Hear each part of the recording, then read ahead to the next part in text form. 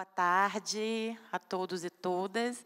Eu estou aqui para moderar essa apresentação agora, que é do Tiago Cardoso. O Tiago Cardoso. Ah, está ali o Tiago. Você não ia moderar, cadê o Tiago? Tudo bom, Tiago? O Tiago é bacharel e mestre em ciência da computação pela UFMG, é isso, Tiago? Igual a mim, ó, também pela UFMG. Com ênfase em aprendizagem de máquina, ele é cofundador e CTO da Hekima, onde atua no desenvolvimento de soluções de inteligência artificial e de produtos que utilizam coleta, processamento e visualização de grandes volumes de dados. E ele vai falar um pouco para a gente sobre ética e responsabilidade em inteligência artificial, que é um tema bastante quente hoje em dia. A gente ouviu um pouco mais cedo também o Virgílio tratando sobre isso. Fique à vontade, Tiago.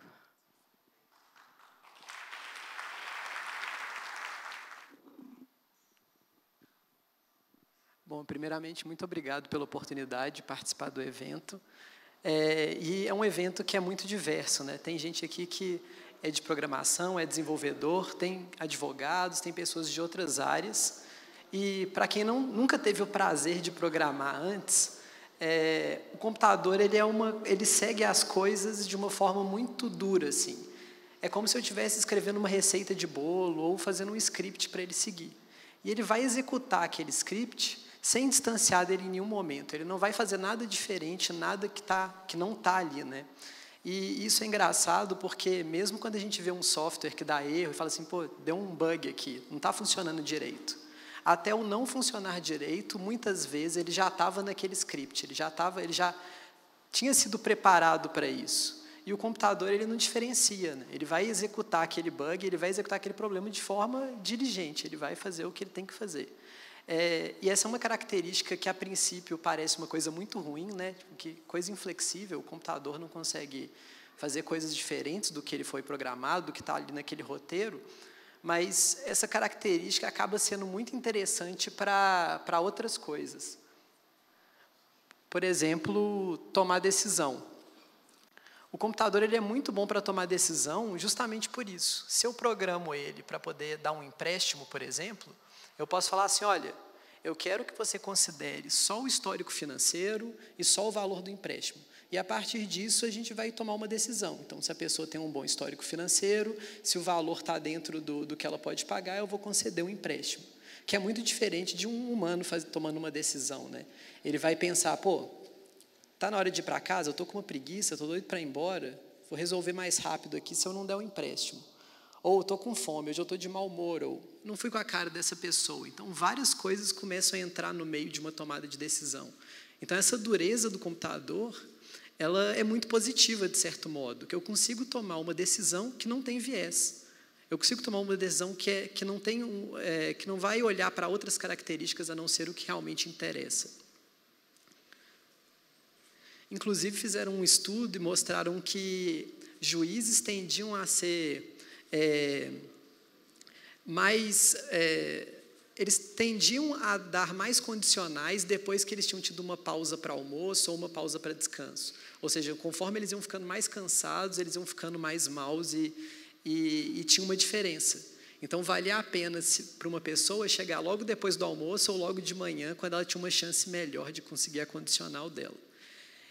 Agora, seria muito legal se a gente conseguisse escrever programa para tudo, né? Então, vamos tomar todas as decisões complicadas do mundo de forma programática. A gente coloca um computador lá, ele não vai ter viés, ele vai tomar sempre a decisão mais racional a todo momento. Só que, infelizmente, a gente não consegue escrever programa para tudo. Construir esse script, construir essa receita, ela às vezes é tão complexa, é tão abstrata, que a gente não consegue sentar no computador e escrever uma receita para fazer um programa ou para executar alguma tarefa específica. Então, por exemplo, se a gente pega uma imagem e a gente quer identificar se dentro dela tem um ser humano, um carro ou um cachorro, como que eu comunico isso para o computador? É uma ideia muito abstrata. A gente tem dificuldade de explicar como a gente faz esse reconhecimento, né? E aí entra o aprendizado de máquina, que ele traz uma ideia um pouco diferente. Olha, a gente não sabe escrever isso diretamente, mas a gente tem tanto exemplo. Será que a gente não consegue usar essa experiência e aprender igual uma criança aprende? olhando para o exemplo, entendendo o que está acontecendo. E aí acaba tendo uma inversão da forma como a gente usa o computador, né? Programando da forma tradicional, a gente tem os dados que a gente quer entregar de entrada para o computador, a gente tem um algoritmo, que é a receita que ele vai executar, o computador pega isso tudo e vai produzir uma saída. Então, se eu quero, por exemplo, que o computador some 2 números, eu vou entregar para ele os 2 números, vou entregar a receita da soma, então soma as unidades, vai 1, etc. E eu vou pegar a saída lá no computador que ele vai produzir a partir dessa receita e dessa entrada. E o aprendizado de máquina, ele muda um pouco essa cara. Ao invés de construir isso dessa forma, eu vou inverter. Eu vou entregar para o computador os dados e eu vou entregar para o computador o resultado que eu espero. Então, eu não vou falar para ele como fazer, eu vou falar qual é o resultado que eu quero obter com aquele programa. E o computador vai ser usado para gerar aquela receita que vai me entregar o resultado no final. Então, é um pouco uma forma de inverter essa lógica tradicional da programação. E isso fez com que a gente começasse a descobrir várias coisas novas, não só automatizar tarefas, mas descobrir novo conhecimento científico de fato. Então, saiu um estudo recentemente que mostra que é possível identificar várias características de uma pessoa, como a idade, o gênero, a pressão arterial, se ela fuma ou não, só olhando para a imagem da retina. E usando essa mesma imagem da retina, era possível também identificar o risco cardíaco dessa pessoa, com a mesma acurácia que o exame de sangue. Então, a gente está falando de um exame que é muito mais barato, é um exame que pode ser feito muito mais rápido e que tem o mesmo resultado de exames tradicionais de cálculo de risco. E isso é muito interessante, porque é uma coisa que ninguém pensava antes. Se um médico vai conseguir olhar para o fundo da retina e fazer uma classificação desse tipo, não vai. É o tipo de coisa que a gente vai descobrir usando essas tecnologias. Esse é outro exemplo bem recente de imagens que foram geradas por um algoritmo desse tipo. Então, a gente está começando a ver vários algoritmos que não só conseguem discriminar, não só conseguem fazer uma classificação ou dar uma opinião, uma divisão, alguma coisa do tipo, mas também gerar dados, gerar coisas diferentes. Nesse caso, todas essas imagens foram geradas e o que é interessante é que você pode, inclusive, ver o meio termo das coisas. Então, como que esse algoritmo veria a transição entre um cachorro e um pássaro? E é essa coisa que parece um pouco um lagarto aí no meio. E são imagens que são boas, ela tem uma boa definição, ela não tem tanto artefato, é uma imagem que faz bastante sentido até.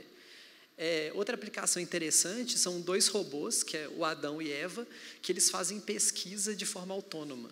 Então, eles imaginam um experimento, eles executam o experimento, eles têm os reagentes, eles têm um braço mecânico, e, a partir disso, eles podem analisar o resultado do experimento e ver o que aconteceu. E eles foram os primeiros robôs a descobrir novo conhecimento científico nessa área de biologia. E eles estudam doenças tropicais. Para mim, isso é o que mais me fascina assim, em inteligência artificial.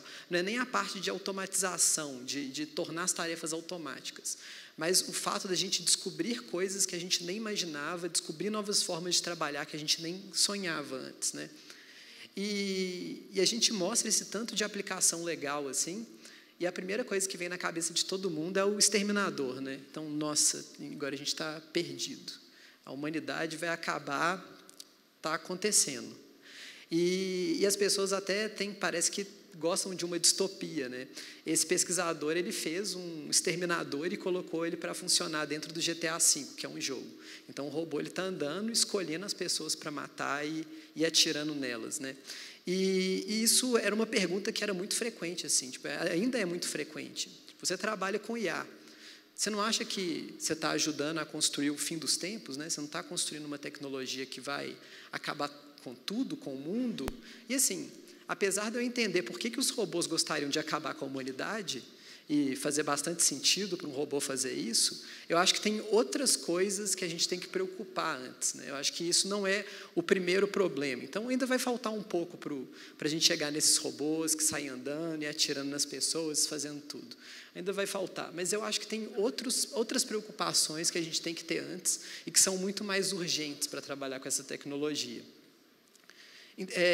Machine Learning, inteligência artificial já está em absolutamente todos os lugares, né? A gente já está dando financiamento com IA, a gente já faz diagnóstico médico com IA, a gente já faz contratação usando inteligência artificial, a gente controla o uso de energia, recomenda conteúdo. É impossível hoje você sair de casa com o celular no bolso e não passar por algum algoritmo, por alguma decisão de inteligência artificial.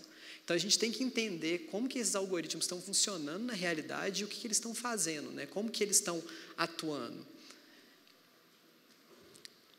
E aí tem essa frase da Fei Fei Li, que é muito interessante, que ela fala o seguinte, olha, IA é um processo muito mais humano do que a gente imagina, né? Tipo, é um processo extremamente humano. E até pela nossa experiência, assim, executando projeto dentro de empresa, que envolve inteligência artificial, normalmente o grande desafio não é a parte tecnológica. A parte tecnológica ela é resolvível. Você vai sentar lá, vai trabalhar, vai fazer o algoritmo, vai quebrar a cabeça, vai desenvolver pesquisa, uma hora aquilo vai funcionar. Mas o grande desafio é que a parte de IA, a parte de tecnologia, é um miolinho em volta de um tanto de outras coisas. Então, quando você está introduzindo um sistema desse tipo dentro de uma empresa, você está falando de mudança, você está falando da forma como as pessoas trabalham, você está falando de mudança de processo, como elas tomam decisão, como elas usam essas decisões que são tomadas por IA e como que isso tudo impacta ali aquele ecossistema no geral, né? Então, isso foi até uma coisa que surgiu bastante aqui no evento, que o pessoal comentou bastante, o tanto que IA tem esse lado humano, né? E aí é bem interessante, porque a gente fala de computador, que é uma coisa dura, igual eu mostrei, que vai executar um script, um roteiro muito bem definido, e IA está começando a humanizar isso. E isso tem um lado positivo e um negativo, né? Quando a gente começa a humanizar, a gente traz as coisas boas e humanas, mas a gente também traz os nossos defeitos como sociedade e como pessoas para esse cenário também. Então, voltando naquele desenho, né, que a gente tem de como funciona o aprendizado de máquina. A gente tem os dados, o resultado entrando e que gera uma aplicação no final. E agora, a gente tem interação humana e a gente tem o humano botando a mão em várias partes desse processo. Então, quando eu escolho os dados que eu vou usar para treinar o meu modelo, eu tenho uma pessoa definindo qual que é aquele conjunto de dados, ou seja, eu estou tendo uma influência externa. Quando eu defino qual que é o resultado daquele conjunto de dados, mais uma vez, eu tenho uma pessoa colocando a mão naquilo e tomando uma decisão. E, por fim, a aplicação, né, que esse é o mais claro, é o que a gente sempre vê, que é como que isso vai ser usado, que, mais uma vez, é um processo humano. Então, a gente trouxe para os algoritmos, que antes eram coisas duras e que seguiam sempre aquele roteiro e executavam sempre da mesma forma, agora a gente trouxe um lado muito humano para dentro deles. E aí a gente começa a ver problemas e ver algumas coisas que a gente tem que ter atenção na hora de lidar com isso. Tem alguns passos e algumas coisas que a gente pode olhar para tentar construir umas soluções que sejam boas e sejam positivas, e elas passam por alguns pontos, eu vou falar um pouco sobre eles e o que a gente, como alguém que desenha esse tipo de projeto e que implementa esse tipo de projeto, pode ter na cabeça na hora de executar, né? Na hora de executar esse projeto de fato. Então, o primeiro ponto é não reforçar estereótipo. Esse eu acho que é um dos pontos mais discutidos e é um dos que assustam, assim, que realmente é muito triste ver defeitos da sociedade como um todo refletido dentro de um algoritmo e perpetuando aquela decisão e tomando aquela decisão de novo, de novo, de novo.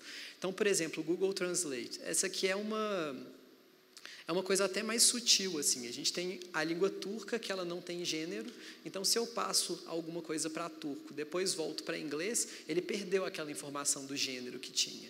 E como a maior parte dos nossos dados tem um viés, então o médico normalmente é um homem e a babá normalmente é uma mulher, ele vai inverter o gênero dessas coisas. O que isso mostra? Mostra que a gente tem um viés na nossa linguagem, a gente tem um viés na hora de fazer essa tradução. E aí esses problemas começam a aparecer. Outro caso desse tipo de viés são as bases de treinamento de reconhecimento facial. Então, a gente tem algumas bases que elas são comuns, algumas são distribuídas na internet, são usadas para poder avaliar e comparar trabalhos científicos. E uma das bases mais usadas, ela tem um desbalanceamento nos rostos, né? Então, 75% dos rostos são masculinos e 80% dos rostos são brancos. Ou seja, quando você cria um sistema e coloca ele em produção e ele começa a tomar decisão em cima disso, você pode estar tendo uma taxa de erro diferente de acordo com como a pessoa é. Então, imagina num estado que existe vigilância feita em cima de reconhecimento facial, e aí você comete um erro e que pode deter uma pessoa que às vezes era inocente, sabe? Então, esses erros, eles começam a tomar uma proporção muito grande e que demanda muita atenção, né? E isso veio muito à tona recentemente, quando um órgão que chama ProPublica, ele publicou uma matéria falando sobre um sistema que era utilizado nos Estados Unidos para poder assistir juízes a tomarem decisões judiciais. E o que esse sistema fazia é que ele consistentemente colocava um risco de reincidência maior para pessoas negras. Então, ele pegava e ele tinha esse bias, ele tinha esse viés de forma consistente. Uma pessoa que tinha crimes muito piores acabava com um risco mais baixo, que é esse caso que está apresentado aqui. E aí, obviamente, isso é importante para poder chamar atenção para isso e colocar as pessoas para olharem para isso de fato e verem como que a gente lida com isso, né? Como que a gente trabalha, como que a gente olha para um algoritmo e consegue identificar esse tipo de problema. E o que torna isso tão complicado é que não basta retirar um atributo. Então, por exemplo, eu posso falar assim, eu posso tirar o gênero, eu posso tirar a raça, eu posso tirar absolutamente todos os atributos que sejam problemáticos e aí está resolvido. Meu algoritmo não vai olhar para aquilo para tomar decisão. Mas a nossa sociedade, ela tem viés também embutido nela. Então, às vezes eu tenho um CEP, uma região, e aquela região ela tem uma característica. Então, por exemplo, eu tenho um bairro muito caro, quem vai morar lá normalmente vai ter uma boa condição financeira. Então, você pode ter esse viés chegando de forma indireta também no meu algoritmo. E é o que a gente pode fazer para poder atuar em cima disso. Uma das formas é analisar o conjunto de dados que a gente está construindo e a forma como o nosso modelo toma decisão. Então, tem duas ferramentas que o Google publicou recentemente. Uma chama Facets e a outra é o What If Tool. A primeira serve para visualizar o dataset e reconhecer se eu tenho esse tipo de viés. Então, está faltando dado de alguma classe, está faltando dado de algum pedaço aqui, onde que eu tenho que complementar, onde que eu tenho que buscar mais informação. E o What If Tool ajuda a experimentar com o modelo. Então, o que acontece se eu mudar o gênero de masculino para feminino e vice-versa? Qual que é o impacto que isso tem no meu resultado? E você consegue quantificar essas coisas e começar a entender melhor. Então, é uma forma de explorar o dado e entender melhor o racional por trás do seu modelo. O segundo ponto é revisitar o conceito de sucesso, né? Quando a gente fala de sucesso, ele pode ter mais de um significado. Então, todo algoritmo de aprendizado de máquina, ele pode ser quebrado em alguns componentes principais. Então, eu posso pegar esse algoritmo e eu quebro ele em 3 coisas. Eu tenho a representação, que é a forma como o algoritmo consegue aprender, é como se fosse a forma que o nosso cérebro funciona, como ele está conectado e etc. Eu tenho a avaliação, que é uma forma que eu sei de saber se eu estou andando para o caminho certo ou não, e eu tenho a otimização, que é o caminhar para o lugar correto. Para quem já trabalhou com alguma parte de estatística ou aprendizado de máquina, a representação, por exemplo, de um algoritmo de regressão linear é uma reta. Então, eu posso aprender infinitas retas para o mesmo conjunto de dados, mas eu só consigo aprender reta, se eu não usar nenhum outro truque, né? A avaliação é saber se uma reta é boa ou não, ou seja, quão bem aquela reta representa os meus dados. E a otimização é como que eu ando nesse tanto de hipótese e escolho qual que é a melhor reta para o meu problema. Então, a avaliação ela impacta diretamente a forma como o algoritmo vai funcionar depois. E esse conceito de sucesso é muito subjetivo. Se você perguntar para um adolescente qual que é a melhor refeição que ele pode ter, é um sanduíche, batata, Coca-Cola, super size. Se pergunta para os pais, ele vai falar assim, não, é melhor, vamos lá, um vegetal, equilibrado, pirâmide alimentar e tudo mais. Então, o conceito de sucesso ele é subjetivo, ele pode variar pela cultura, pelo problema e por vários outros fatores. E aí o Google fez um experimento e publicou que é o seguinte, como que a gente ataca a discriminação em aprendizado de máquina? Então, imagina que eu tenho uma empresa que dá empréstimo para as pessoas. E aí eu criei um algoritmo super legal de aprendizado de máquina e ele dá um score para cada pessoa que eu vou escolher se eu vou dar um empréstimo ou não. Então, eu tenho lá um score que vai de 0 a 100 e esse algoritmo ele separa as pessoas. Então, cada pessoa vai ganhar uma nota e eu separei aquelas pessoas no meu espaço. Se o mundo fosse ideal, aconteceria o primeiro caso que a gente vê aqui, que a minha nota ela é perfeita para separar as duas populações. Então, quem paga e quem não paga está perfeitamente separado. Mas na vida real isso não acontece. A gente tem uma mistura ali. Por quê? Porque a gente não consegue prever tudo com 100% de acerto. Imagina que uma pessoa pegou um empréstimo e ela saiu de lá e foi atropelada. Pronto, ela não vai pagar aquele empréstimo, mas não tinha como eu prever isso. É uma coisa que foge completamente dos modelos e do que está funcionando. Então, na vida real, as coisas são bem mais embaralhadas, né? E aí eu tenho que definir qual que é o ponto de corte que eu vou dar de empréstimo. Então, uma pessoa que tem nota 60 vai ganhar um empréstimo ou não? Uma pessoa que tem nota 80, ela vai ganhar empréstimo? Eu vou definir essa nota de corte. E esse desafio ele começa a ficar interessante quando eu tenho duas populações diferentes. E as duas populações, elas têm comportamentos diferentes e elas vão receber uma quantidade de score diferentes, porque têm características diferentes, né? Então, o que a gente pode pensar, olha, uma das formas seria ter a mesma nota de corte para as duas, mas isso nem sempre vai ser o mais justo de ser feito. Imagina que a sua base de dados não teve treinamento suficiente para uma das populações, ou uma população ela sofre de não ter o empréstimo há muitos e muitos anos e você já tem um viés embutido ali naquela ação. Então, ter a mesma nota talvez não seja a solução mais justa, né? Mas pensando que eu tenho as duas barras soltas, eu posso dar uma nota de corte diferente para cada uma das populações. A opção óbvia é, eu vou maximizar o lucro. Eu vou escolher a nota de corte que vai me dar o meu maior retorno financeiro. Então, eu vou ter as duas notas de corte ali, mas o que acontece é que uma população, no caso, a população azul, ela vai receber menos empréstimos proporcionalmente do que a laranja. Então, uma pessoa laranja entrou lá dentro, ela tem 40% de chance de sair com empréstimo. A azul entrou lá dentro, ela tem 30% de chance de sair com empréstimo. Então, você está gerando um viés nessa decisão.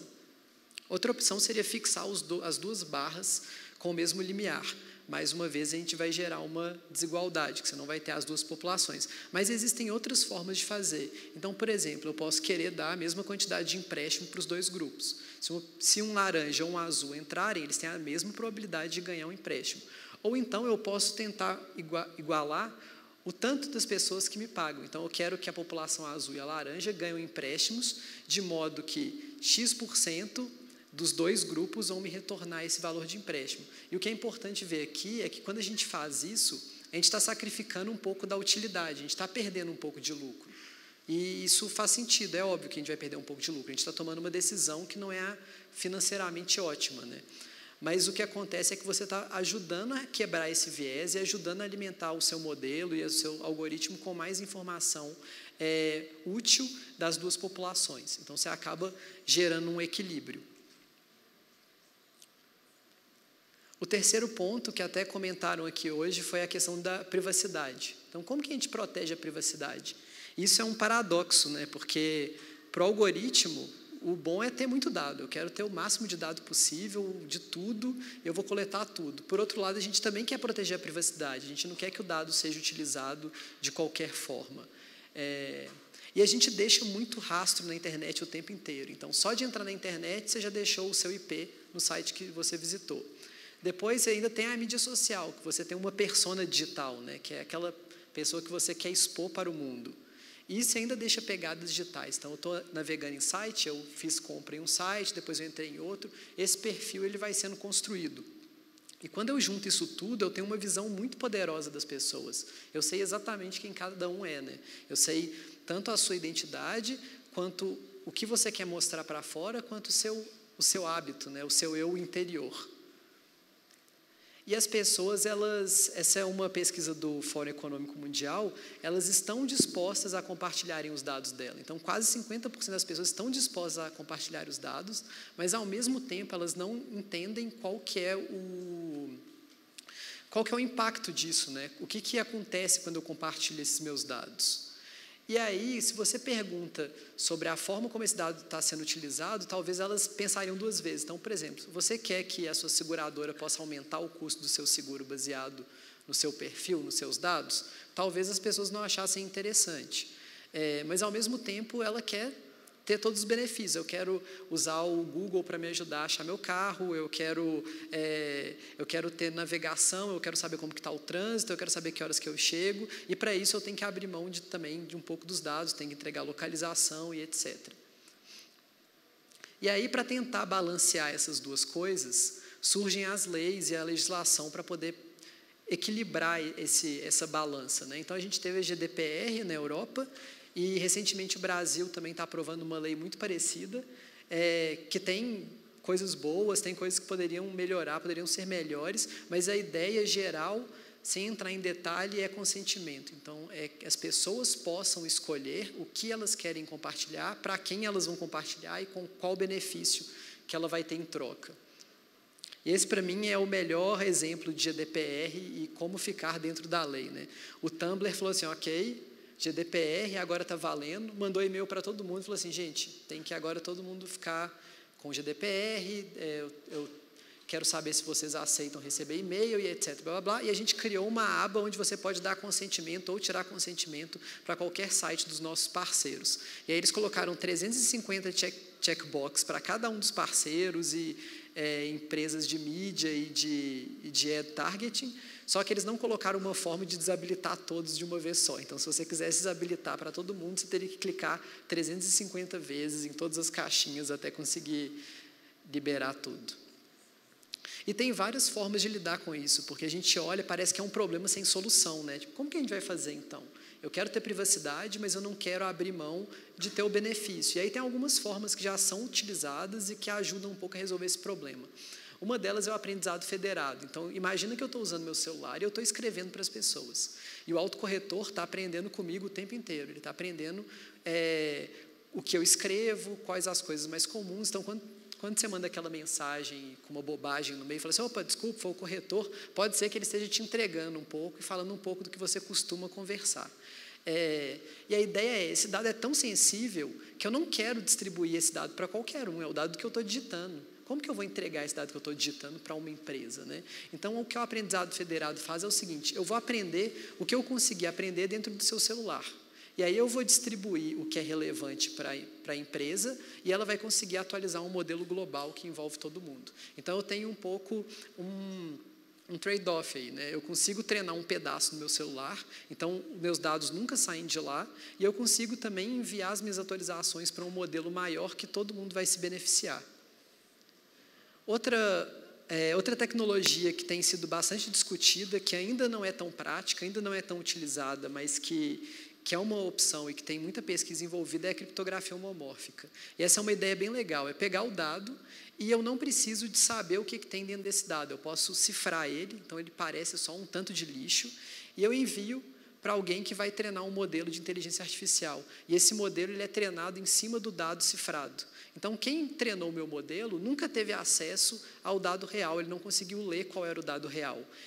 Mas, ao mesmo tempo, ele conseguiu calcular o modelo, ele conseguiu gerar uma resposta em cima daquilo, né? Então, essa é uma tecnologia bem interessante e que deve aparecer com mais força nos próximos anos. E o último ponto é a privacidade diferencial, que é a mentirinha do bem, que é o seguinte, eu tenho lá minha ficha, tem idade, gênero, escolaridade, etc. E aí eu pego e gero uma mudança em cima dessa minha ficha calculada. Então, por exemplo, eu troco gênero. Com uma probabilidade eu vou trocar esse gênero. O que acontece? Na prática, eu não posso confiar em nenhum dado específico. Eu não posso pegar o dado de uma pessoa da minha base e confiar nele, porque ele pode ter sido modificado. Ele pode ter sido, por exemplo, um gênero masculino que virou feminino. Então, eu não posso confiar naquele dado. Mas quando eu agrego e quando eu olho para a população como um todo, eu consigo preservar as características dela. Então, por exemplo, eu vou fazer uma média de idade. Todo mundo vai estar mentindo na idade um pouquinho.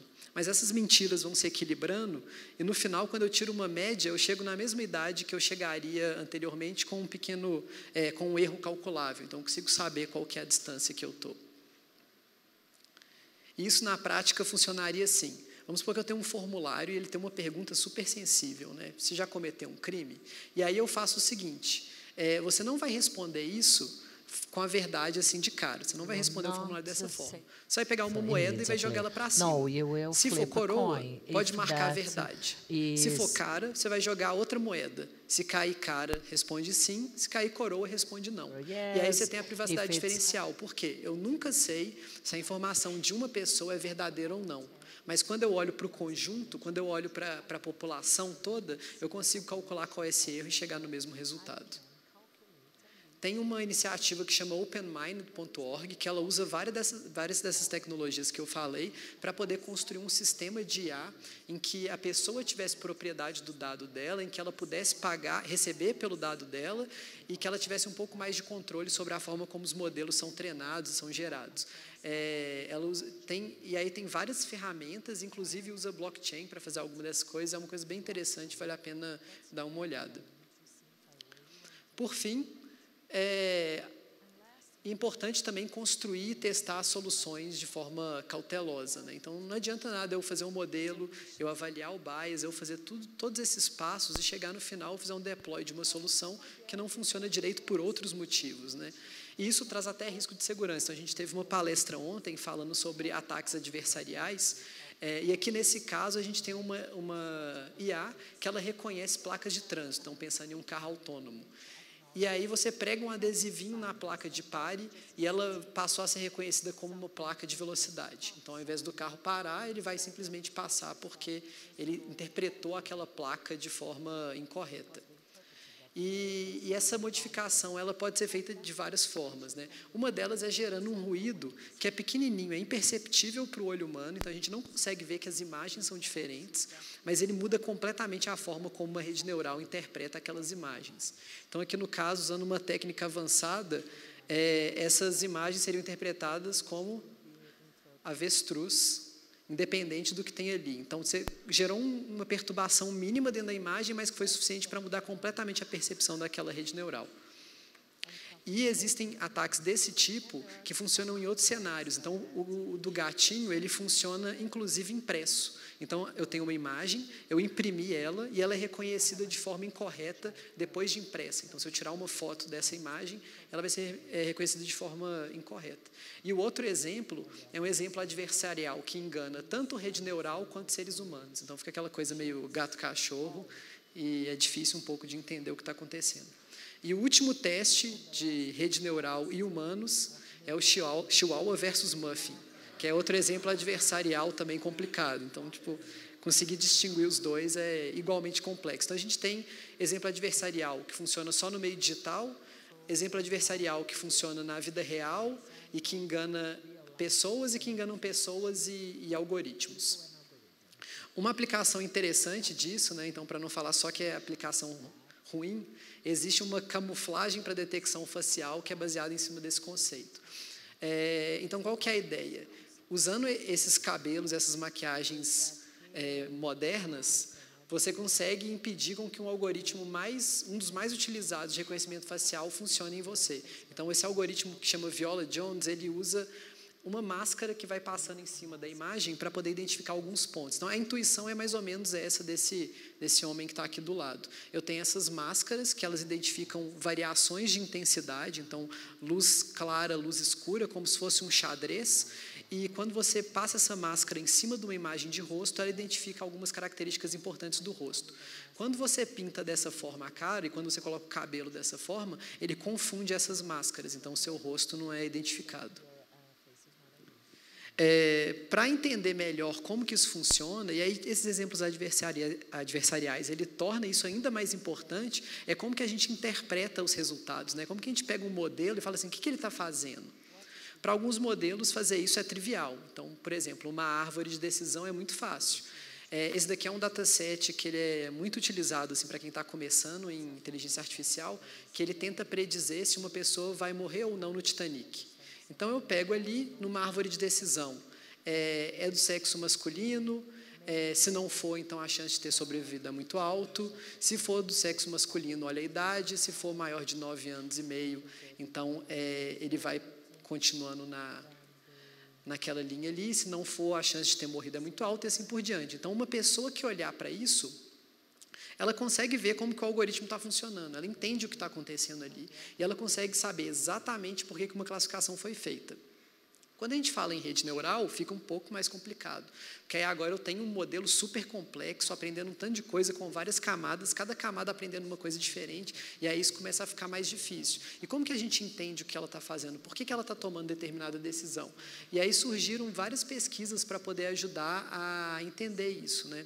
E essa é uma coisa que é tão importante que o Netflix, por exemplo, quando ele te recomenda um filme, ele gosta de falar por quê. Olha, eu estou te recomendando isso porque você assistiu tal e tal filme.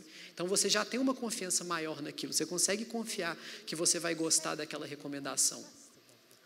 Uma das formas de fazer isso é uma técnica que chama Lime, e o que ela faz, ela inclusive foi feita por um brasileiro, ele estava fazendo doutorado fora, mas ele é daqui, e o que ela faz é segmentar imagens ou pedaços de texto para tentar identificar quais são os pontos ali que são relevantes. Então, quando a gente classifica uma imagem tipo essa que tem um sapo, ela tem várias probabilidades, né? Então, o algoritmo fala assim, olha, tem 50% de chance de ser um sapo, tem 7% de chance de ser uma sinuca, uma bola de sinuca, tem 5% de chance de ser um balão de ar quente. Aí você fala assim, pô, mas um balão de ar quente, uma sinuca, onde que ele está vendo isso aqui, né? E aí, quando você usa uma técnica dessa, fica claro. Ah, então tá. Então, o pedaço aqui do pé, o olho, é interpretado como uma bola de sinuca, aquela parte vermelha é interpretada como um balão de ar quente. E aí você consegue entender qual que é o racional e por que aquilo está acontecendo. E a ideia disso é ajudar, por exemplo, um médico a tomar uma decisão baseada em IA. Então, uma coisa legal de inteligência artificial é que ela não precisa de excluir as pessoas, você não precisa de tirar uma pessoa do loop. Pelo contrário, é até interessante quando você tem os dois trabalhando em conjunto. Quer dizer que você vai ter os benefícios de um mais os benefícios do outro, né? Você consegue explorar isso da melhor forma. Então, eu tenho um modelo, ele faz um diagnóstico, olha, tem espirro, está sentindo dor, eu tenho o peso da pessoa, a idade, etc. Essa pessoa está gripada.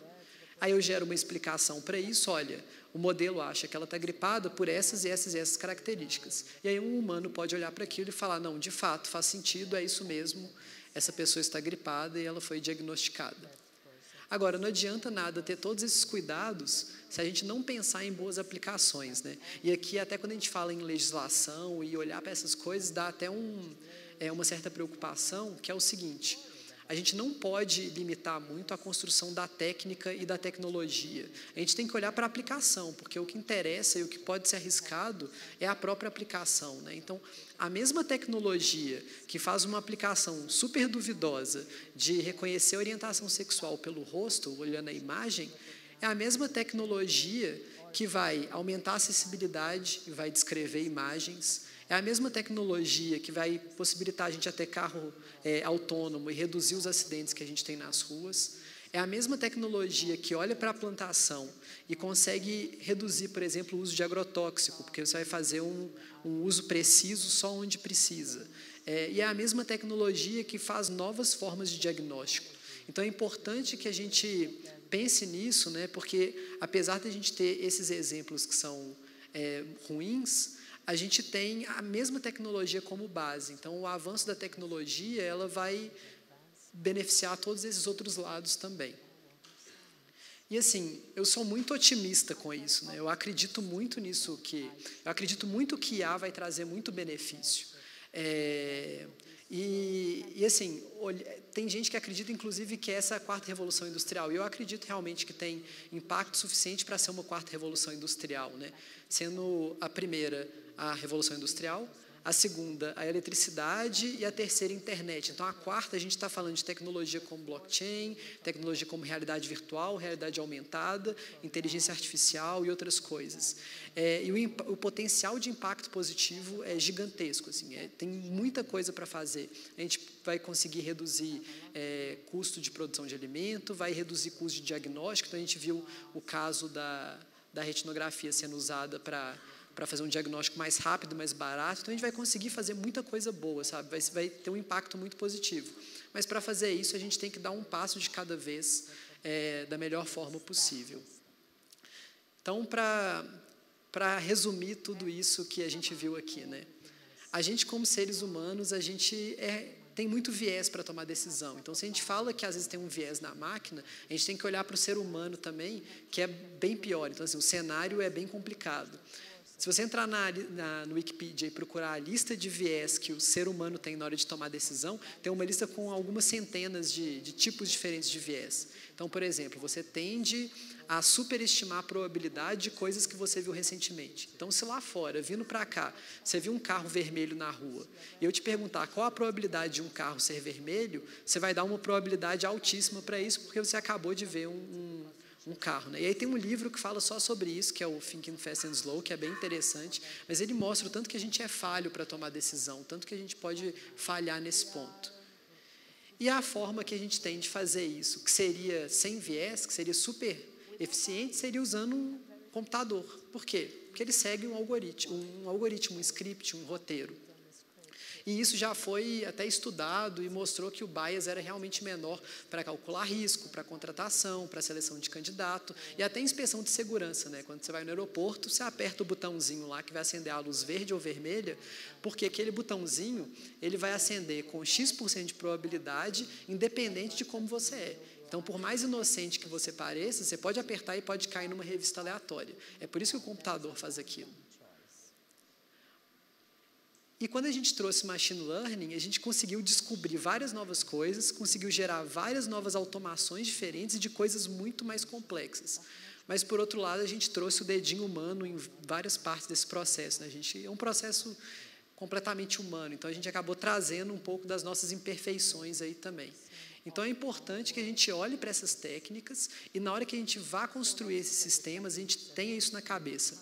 Essa aqui é uma ferramenta que ela foi feita pela Universidade de Chicago, que ela tenta identificar viés em um modelo de aprendizado de máquina. Então, você roda o seu modelo, roda essa ferramenta e ela gera um relatório falando qual que é os possíveis bias que o seu modelo tem. Então, assim, a gente tem muita pesquisa acontecendo na área, a gente tem muita metodologia sendo construída, a gente tem muita ferramenta open source sendo distribuída e muitas técnicas novas para serem usadas para poder construir boas soluções. Então, é bom ter isso em mente para quando a gente for fazer, a gente ter essa sensibilidade, né? Porque é importante que tenham muitos stakeholders participando, é importante que a gente escute a opinião de quem é advogado, de quem trabalha com isso, quem está legislando, e como desenvolvedor, no fim das contas, quem vai implementar e projetar esses sistemas tem que ter essa sensibilidade, tem que olhar para isso e pensar qual que é o impacto, como que isso pode afetar e que técnicas que eu posso usar para minimizar o risco e o viés e tudo isso que a gente discutiu aqui. A gente tem um site que ele está num processo de reformulação, mas quem quiser entrar, depois entre em contato com a gente também para conversar e falar sobre ferramentas e outras formas de trabalhar com isso, que é em perspectivas.org. Vou esperar um segundo aí para bater uma foto. Isso. Obrigado.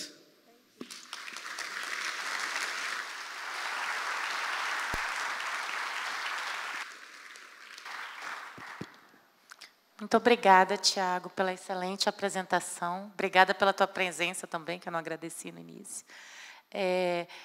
Eu queria te fazer uma primeira pergunta antes de passar para as pessoas que estão aqui presentes. Em que momento, na tua carreira, que tu passou a se preocupar com esse tipo de assunto, com ética, com responsabilidade? Na graduação, foi no mestrado, já foi no mercado de trabalho, ou foi por conta das novas legislações que surgiram? Eu queria que tu falasse um pouquinho sobre isso. Na verdade, foi no mercado de trabalho, e não foi... O que acontece é que a gente já trabalhava com isso há muito tempo, então a gente fundou a Requima tem quase 10 anos. A gente trabalha com esse tipo de tecnologia há muito tempo, mas era uma coisa que nunca tinha passado pela minha cabeça, sendo sincero. Mas, recentemente, de uns 2 anos ou 3 anos para cá, começaram a aparecer os casos em que essas coisas eram evidenciadas. Então, por exemplo, aquele caso do ProPublica que eu mostrei é uma coisa relativamente recente.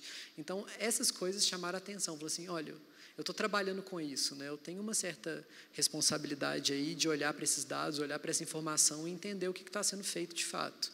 Então, acho que foi mais depois, quando começaram a aparecer os casos ruins. Então, outro caso que apareceu aqui várias vezes foi da Atai, né, que é o Twitter da Microsoft, que conversava com as pessoas no Twitter. E aí um grupo de extremista de um fórum de internet resolveu atacar e ensinar besteira para ela. Então, ela começou a xingar as pessoas, começou a agredir, etc. E essas coisas foram me chamando a atenção, sabe? Olha, a gente está construindo uma tecnologia e esse tipo de coisa pode acontecer. Então, o que a gente tem que fazer para ficar de olho e evitar esses problemas?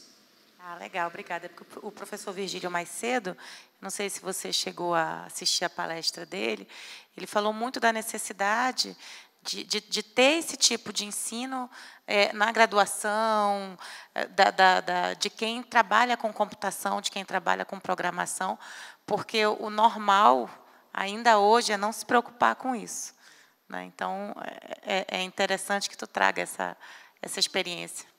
E um pouco dessa não preocupação com isso era justamente por aquilo que eu falei, era uma coisa muito dura. Eu estou escrevendo aqui um algoritmo para, sei lá, fazer uma busca numa árvore binária, desse jeito. Então, ok, eu não preciso de considerar isso muito naquele momento, mas agora a gente está trazendo as nossas características para dentro desse algoritmo. Então, vamos cuidar para trazer as partes boas e deixar as ruins de fora. Ok, obrigada. Perguntas? Temos microfone aqui e aqui atrás. Quem tiver perguntas, é só... Acho que...